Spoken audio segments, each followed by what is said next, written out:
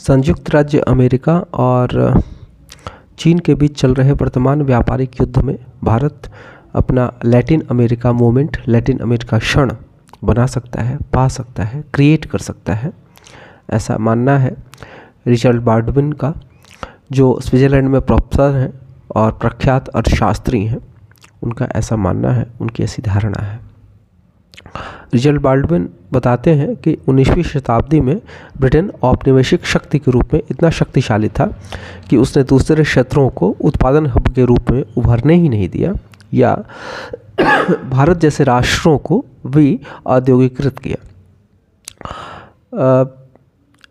1813 में जो ब्रिटेन आयात प्रतिस्थापन नीति लाता है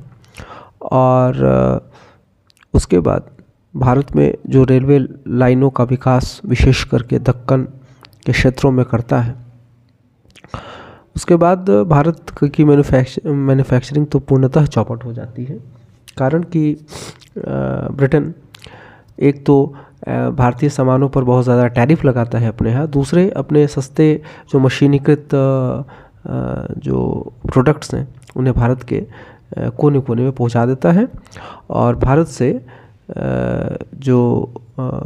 सामान, जो कच्चा माल वो ले जाता है वो बहुत कम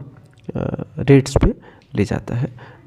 जो कि धमका करके या यूँ कहे कि अपनी शक्ति का प्रयोग करके ले जाए जाते हैं। तो इस प्रकार से भारत को भी औद्योगिकृत ब्रिटेन ने किया, पर आंशिक हद तक प्रथम विश्व युद्ध और कुछ हद तक द्वितीय विश्व युद्ध ने वैश्विक सामुद्रिक व्यापार में बाधाएं पैदा की। चूँकि यदि आप विरोधी हैं तो प्रथम विश्व युद्ध में जर्मनी और तुर्की जैसे देश थे और ऑस्ट्रिया, जबकि द्वितीय विश्व युद्ध में जापान, इटली ये विरोध में थे, तो ये तो आपके सामुद्रिक जहाज़ों पर अटैक करेंगे ही करेंगे। आपकी सामुद्रिक शक्ति हो सकती है, जैसे ब्रिटेन जो है नावल पावर था, लेकिन दूसरे देशों के बीच पास भी तो थोड़ा बहुत नावल पावर, थोड़ा बहुत क्या अच्छा खासा नावल पावर था। तो उस नावल पावर का यूज़ करके उन्होंने सामुद्रिक व्यापारिक ब्रिटेन की व्यापारिक गतिविधियों को रोकने की कोशिश की और इससे दूसरे देशों को अवसर मिला।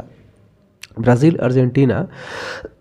जैसे जो लैटिन अमेरिकी देश हैं जहां मैन्युफैक्चरिंग का बेस बहुत छोटा था, उनके औद्योगिकरण का रास्ता खुला और वे मैन्युफैक्चरिंग हब बने। अभी ऐसी स्थिति बन रही है, चीन से कंपनियां निकलना चाह रही हैं और ऐसे में उनकी स्वाभाविक पसंद भारत हो सकता है, क्योंकि दक्षिण पूर्व एशिया या आसियान पर भी अमेरिका की कड़ी नज़र है।